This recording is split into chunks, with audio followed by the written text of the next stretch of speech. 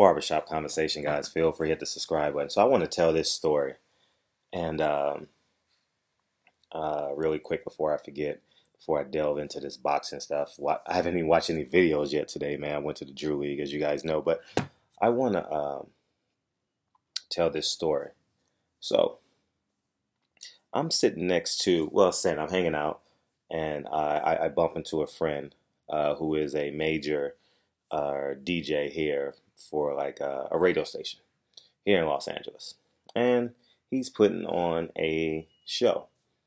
So I know a friend who's an artist, and they are, middle of the road, middle of the road. In my head, I'm like, oh, I can help him. I haven't seen him in a while, and maybe he can get them booked. So I immediately make a phone call. Within 2 seconds of me, with him saying he has a show, I call. And I put them on the phone together. And I say, oh, if you get her the show, you have to give her a segment on your radio show. LA is a major market, right? And so I think everything is well. So he hands me back the phone.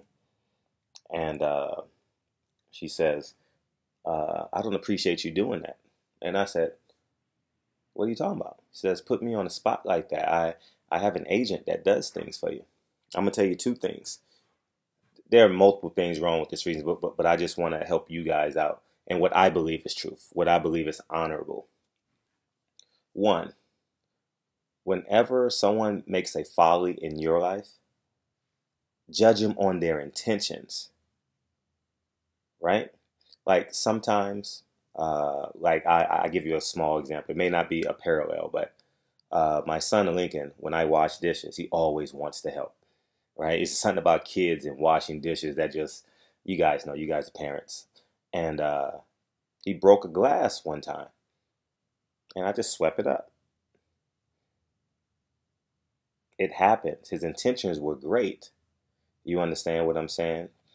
He knew he wasn't supposed to touch the glass. We've explained it to him, but sometimes kids get excited, right? And he feels good. He's helping daddy doing the dishes, right?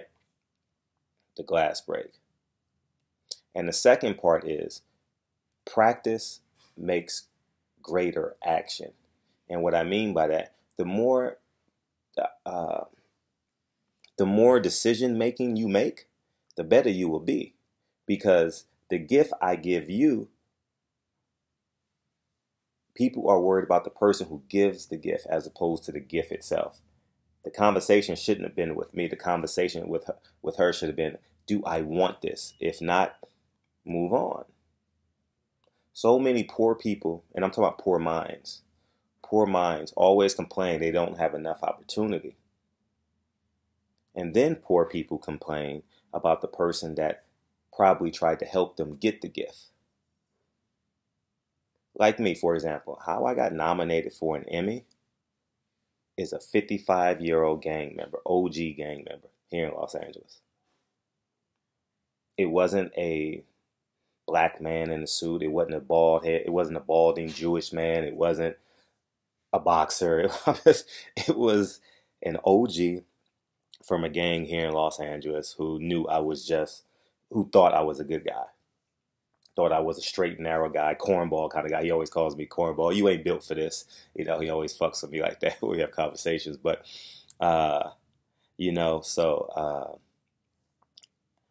so always judge a person on their intentions. I believe I shouldn't have got the wrath.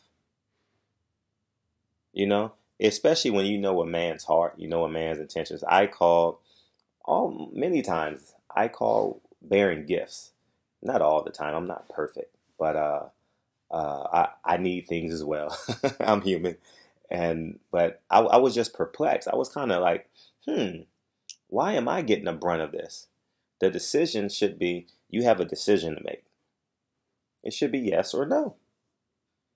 Hear them out, recommunicate, and move forward from there, or communicate again with the person from the radio station. And it's an on-air personality here in Los Angeles, a major radio station, major time slot. Like, you know what I mean? And she wants things to go through her agent. And the last thing I'm going to tell you, the more chess pieces you control on your chessboard of life, the more successful you will be. The less your agent knows about your success, the better off you will be. You understand what I'm saying? Your agent is not your key to success. Your talent is. Your ability to turn your talent into a skill. The skill of having a talent, if you're an artist, is in addition to being on that stage, is promoting yourself, is communicating with people, meeting everyone you can, leveraging everyone's assets. I'm going to say this again because poor people have a terrible time doing this. They want to give this to some Jewish white man and let him make all the decisions, right? We see it in all these athletes. You see in this is being able to leverage other people's assets. People deem that if I have a friend who's going to the NBA and you guys are best friends, why don't you become his agent? You have 4 years to become his agent, right? Presumably if he goes to a 4-year college, right? Or in NFL you get 3 years. In NBA you get 1 year. I don't know if you can do it, but keep it in house. Oh no, you want to give it to the Jewish man that's an NBA agent. So I just wanted to share this story with you guys, what was on my heart, man. And it literally just happened like hour and a half ago. And I'm like, that was interesting. I never thought that would have been the outcome because I was excited because as the person was talking to her, I was yelling out, if she comes on your show, you have to give her a segment on your radio station. That is the deal that I'm making. And you guys move it forward. I don't care what to pay. I don't need a percentage. So, and that's the case. If she says, if I'm doing this deal for free, right? Think about this for a second. If I'm doing this deal for free for her, she doesn't respect me because I'm not taking a percentage, right? It doesn't matter what the pay is. It's about the opportunity to get to a broader audience, to get to a bigger stage, right?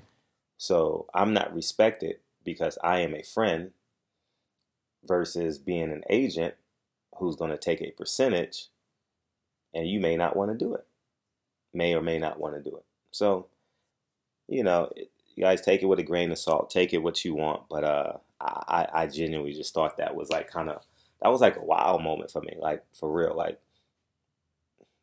I had no bad intentions, but hope you guys had an awesome weekend. Many of you guys know I covered the fights this weekend. It was a great time. I'll be going through the videos right now. I'm not going to watch Power tonight because it's too still for me. I'm going to fall asleep. Many of you guys know I didn't sleep last night. Shit, I stayed up. You guys saw the videos I uploaded. And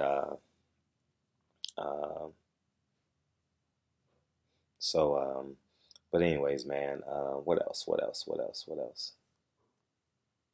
I had another thing I wanted to share with you guys, but I completely forgot. I forget what it was. Oh, also want to thank you guys, all the people in the comment section that told me who was at the fight. You guys were awesome because, you guys always know it's only one of me. So keep on telling me. Like, oh, I saw Amir Khan on TV. Oh, I saw, because you guys may think that I see this stuff. I miss a lot of that stuff because I'm literally running around. And if you ever see me at a fight, you like, man, that little motherfucker be running. That little motherfucker be moving. So, but yeah, man. So next big one we got September 8th, New York, Barclay. You guys know that has become my new favorite place to watch fights. So I will be there. Obviously, Sean Porter, Danny Garcia, September 8th, Barclay, WBC Championship, and I just want to touch that belt. I just want to put that joint around my waist, take a picture, take a video. I've never touched one ever in my life. For real, I've never touched a WBC belt, and I want to touch one. A real one, like, you understand, and realistically, since it's an empty belt, it will be the actual belt that they will have, because what happens in a fight, the fighter walks out with that belt, but then he gives it back to the person he just defeated, and the organization mails them their new belt, and that guy keeps that belt forever. So like when you see these guys relinquishing their belts, they actually keep them. Like remember you saw Mikey Garcia walk in the ring with all them belts. Floyd Mayweather, when he was younger, he walked in with all those belts. You get to keep your belts. Um, so that's basically it. But yeah, man. As I digress back into the origin of this video, man, judge a man on or woman. Judge a man. I don't want to sound sexist, but judge a person on their intentions. All right, and we all know a person's intentions is whether we want to put up with, especially when they're negative. You understand whether we want to or not want to deal with that. So, anyways, man, barbershop conversations, man. Feel free to hit the subscribe button, and I'll talk to you soon. Peace.